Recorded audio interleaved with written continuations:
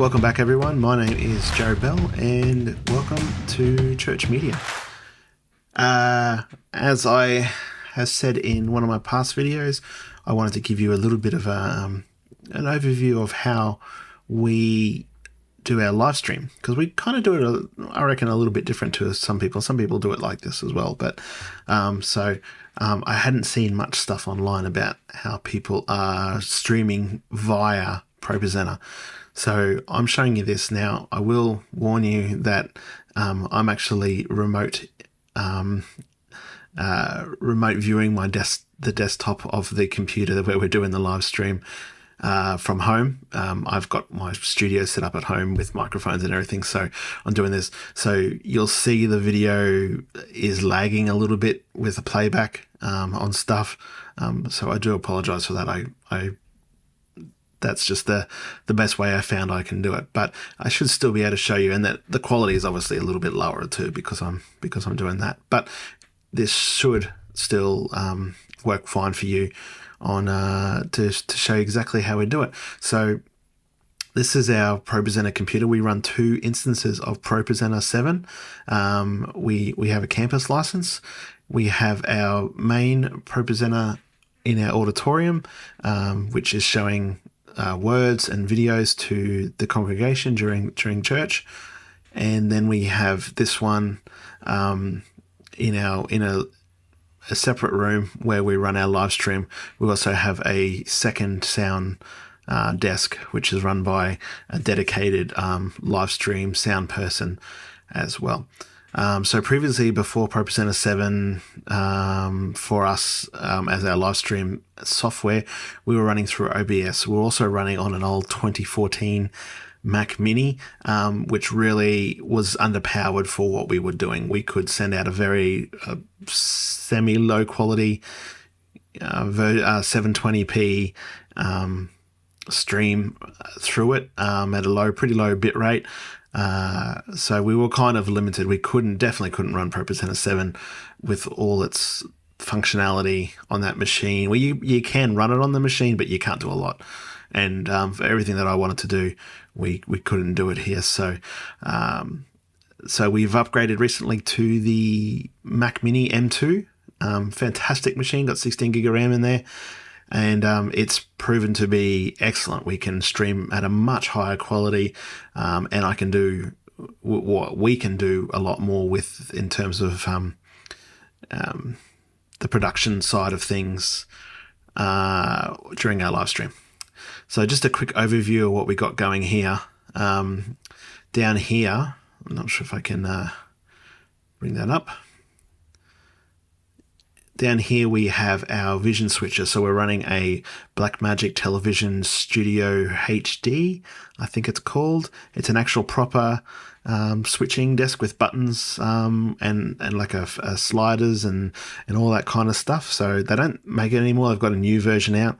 So we've got the older version. It's not 4K, but we're only streaming in HD at the moment. So that's fine for that. So that comes in via a Blackmagic Ultra Studio 3G using Thunderbolt into our Mac Mini. And that's what this one is here. Now, at the moment, I'm actually not streaming from that, just so I can demonstration. This is an actual video that's coming from our other computer in the auditorium. That's just a previous service that we recorded as there. So we have 2 inputs here. We have the vision switcher here, and we have a lower thirds. So these are actually currently being sent over NDI directly from the other computer. And for now, I'm actually going to turn off this because it actually the playback slows down what I'm doing here at the moment. So that's just going to play in the background, and you'll see it pop up later on. So we've got a vision switcher input 1 and our lower thirds input 2 here. Now to add in these as inputs, we basically come down to the media. So you open that, and then we go to video inputs here, and you click the plus button, and then, so I've already added these in here, but we can go to the input configuration, and this is where we choose how the input is coming in and where's it coming from. Now, as you can see, we've got the Ultra Studio Recorder 3G, which is coming from our actual switcher. And then these are all NDI signals that are going over our network from various locations to various things, because we use NDI for our foyer, TVs, and other things like I said, lower thirds and stuff like that. It's been okay. Lower thirds works pretty well. If you're going computer to computer, I find it actually works quite well. We have these things called Bird Dog Plays, which are basically a decoder. It's like almost like a little computer that you plug into your TV, and then you can send NDI to it. I haven't been as completely impressed with those as what they were like advertised as. They kind of do the job, but they're not amazing with the job. I think they're a little bit underpowered, in my personal opinion. Hopefully all this stuff can be fixed over firmware updates for them, but at the moment they're doing their job, but I wouldn't rely on them for any type of video playback. We're just sending slides to them. But we're also these our lower thirds are not coming through the Bird Dog Play. They're going from computer to computer. We find that actually works very well. So I'm just going to delete that. We don't need the third one here. So we got the vision switcher, which, as you can see, like I said, it's got it set up coming in via NDI at the moment, and this is giving me, the video playback is fine on this. And then the lower thirds. So if I'm controlling the other computer as well, between two computers. We'll go to a song here, and there's my lower thirds there. So that's how that works.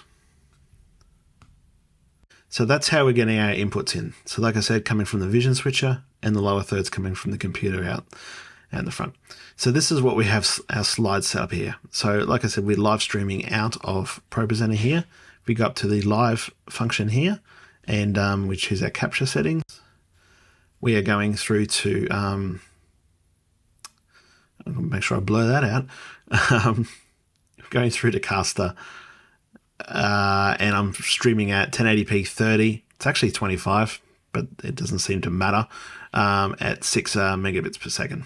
That's the one we chose. And I actually do save a local copy of the video as well, which is what you're seeing a second ago. We do record to a different recorder, but so I have two copies. I find the recorder copy is a little bit higher quality than this for some reason. I don't know why. Live here, we can when we're going to go live at 8:45 on Sunday mornings, we just hit start capture, and that starts streaming through to Caster, and then in Caster we turn on YouTube and Facebook, which is where we go to. So this is basically how it works. At 8:20 on a Sunday morning, we have it scheduled. There's our schedule there to fire this one. This comes on and it stays on there for 5 minutes. Now, we don't actually show this online, but if for some reason we do happen to go online early, we have a splash screen that's going to pop up, which is this one. Okay. At 8:45, this video starts playing, which is our 15-minute start of our 15-minute countdown, or 14 minutes 57, close enough. This plays for 10 minutes. But you're saying, hold on a second, it's a 15-minute countdown. Well, for 5 minutes to go, we go to an actual 5-minute countdown video, which you can see right here. So I have this schedule set up with actions. So the actions we have here, I'm not going to remove them, is the video and clear video input. So this just makes sure that the video input here is not on in the background. And the reason for that is that gives the our sound guys the ability to continue to tweak things, check mics and stuff up until we start, basically. So obviously before the service start, during rehearsals and stuff, we're checking levels and everything through the mix. But for the last 20 minutes before the service, nothing goes out to the live stream. We've got that overridden by using this. So anytime this vision switcher input is not active, which you can see here is not active, that's what people will see. All right. Then at 5 minutes to 9, let's jump ahead a bit further. So we've got 10 seconds left. So I've set it up as a 5 minutes, and it's close. It's maybe not exactly to the second, but it's pretty close. So what you do is to set a video to go to the next slide after it finishes. Two things that you need to have. You need to have immediate action set to a foreground. If you have it to a background, it will just automatically go there. And you set your go to next timer to 0 seconds. So that means that when it gets to the end of the video, it waits 0 seconds before going to the next slide. Like I said, the immediate action behavior has to be set to foreground. If you set it to background and you set the go to next timer to 0, as soon as you click the slide, it'll go to the next slide. That's the way it works, because the background, the video is not overriding the timer, whereas if it's a foreground video, it will override the timer until that video finishes. That's important. So we get to the timer here, and you'll see here this little tag. So this is something that you can do. It's something new in one of the, I can't remember what version of ProPresenter it came out in, one of the recent ones. You can actually set markers to do things, to trigger things at certain points in the video. So at 4 minutes 59 seconds, which is basically as the timer gets to 0, it turns on the vision switcher input. So even though the video still plays for another 10 seconds, we're getting audio underneath and video, but it's sitting behind the countdown timer. We're getting the audio from the actual church service. So if the worship leader comes on and says, "Welcome everybody," and stuff like that, we're going to hear that under the last 10 seconds of the video. So if we go to, I'll close this. I'm going to skip forward to here. So when we get to this marker here, watch this timer, this little icon here, you'll see it light up at 0 seconds to 1, and there it goes. So now audio is live underneath the video. The video is still going for another couple of seconds. It's going to finish. It goes for about 10 seconds and then kick over to that. And at the moment I'm showing some words and stuff like that, but that's exactly what we would see. We'd see the live video then. Now, I'm just going to, what I've got here is a trigger.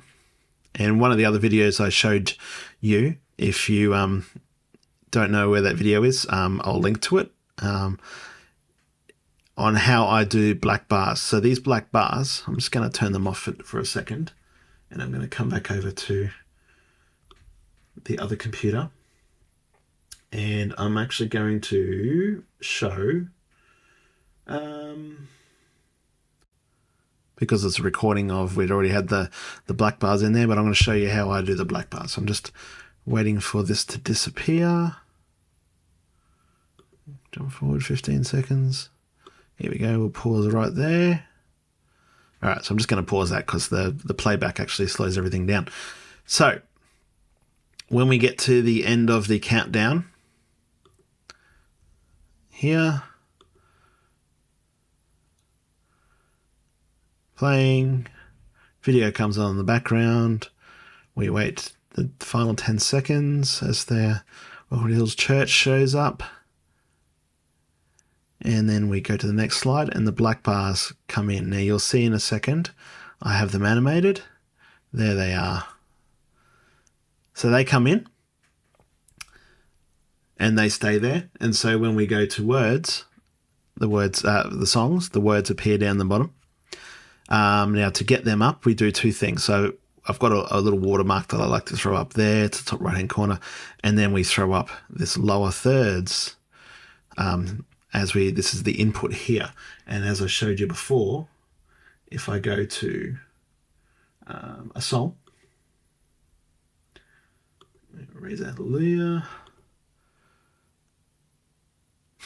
Okay, so it cancelled out my video that I was playing back, but that's okay. You'll see the video. You'll see the words in the bottom. Okay, it's a little bit low res because, like I said, I'm remoting in from a different computer, but you get the gist here. If I play a background here, I'm just going to pause it. You'll get the words there in the bottom. So that's how that works. So they stay there until we get to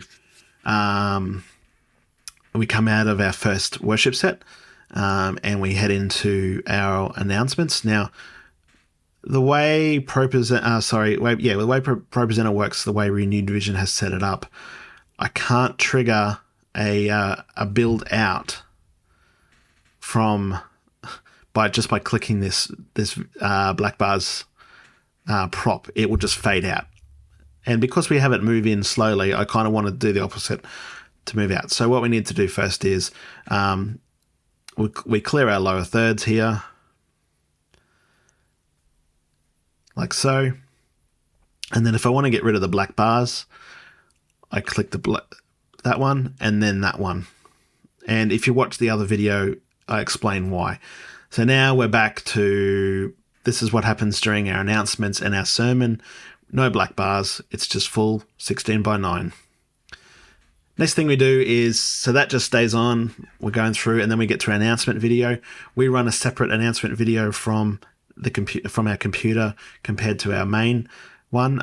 We send out our kids to like children's church at the end of our announcement video, and people online don't need to see that. They have for years, but we've decided to do that. So I produced the same video twice.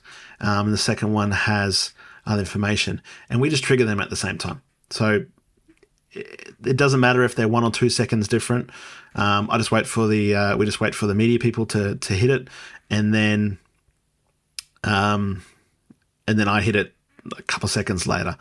Now, if you see here, we've got a marker here. So this again brings back in the video so that we can hear what's going on. That happens right at the end of the announcements. And we go back to the computer, automatically input 1, and the lower thirds, again, come in by themselves.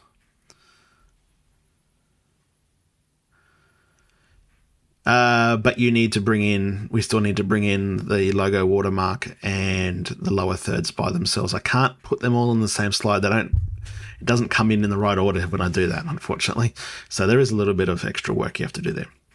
Anyway, that stays on there until we finish our second set. Then we get into the sermon. Again, we click on the black bars out and then black bars in to do that nice transition out. Of course, had to turn off lower thirds first, then do that. And then we go into the sermon, and then when we come back from the sermon, we have to turn on black bars again. Now, this will actually go over the top of the watermark logo because it's working in a layer. And so whatever the second thing, the last thing you do will always be on the top layer. So we just turn it off, turn it back on. That's fine. Hopefully we can figure out a better way to do that. And if you've got a better way of doing this stuff, on how to work these props a little bit better, we do that. So then we're in the last song. We finished the last song, and we actually wait until, I'm just going to turn off the media section here. We have 5 outro videos, and these go through each week. So depending on the week of the month will depend on what video. We've got 5 for those Sundays that we have. Those months we have 5 Sundays. And after we finish the last song, if someone gets up and prays, we wait till that finishes, and then usually there's a final announcement, which is usually you invite people to visit the information desk and get a cup of coffee or something like that. As soon as they start doing that, we fire off one of these videos, and that over that you can't really see it on this one here, but it clears all our props, it clears the background video, and it plays the video. Once that finishes, there's an actual sort of a title slide here. Thank you for joining us. Music plays for a few minutes. As soon as that finishes, it just holds on the screen it actually fades out. And once that's finished, we stop the capture, which will actually stop sending the video to Caster. In Caster, we just turn off the inputs and away we go. So that's how we use ProPresenter for our live stream. It's a little different, but I find, actually, I did forget to mention one thing. We do have names down here. So I've created these lower thirds in our style. So when I click them, you're going to be hard to see, but their name appears. It shows who they are, what their name is. And this one actually goes out after about 8 seconds. And again, next person, same thing as well. I can actually kill it at any time by doing it. And then we have a template one. So if we have a special guest speaker or someone from the missions committee is getting up, like Gavin here is, we can just quickly edit that one. So these 4 here are our pastors, and then we have an extra one for other people as well. So I did forget to mention that. That's one thing that we can do. Couldn't do that before. Because we're bringing in the lower thirds via NDI, ProPresenter has a alpha channel it will send with it. So any prop that you bring in, let me show you. So if I go to our missionary slides here, I'm going to turn on the lower thirds.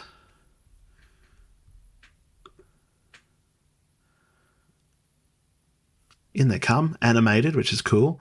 But you can do cutouts. You can, so previously people have taken up 2 channels on their vision switcher to create an alpha channel and a key channel to do this. But if you do it over NDI, you don't need to use a channel at all because everything's coming into ProPresenter. I have freed up I've freed up basically 2 channels to do this. Now, we never used that in the first place. We did it differently before we started using ProPresenter. So we always had 1 channel that we would use for our lower thirds. Not anymore. No channels. I have freed them up. I have used 7 channels for cameras if I need to. We don't have 7 cameras, but they're there. 1 channel for the main screen if I ever need to bring that in.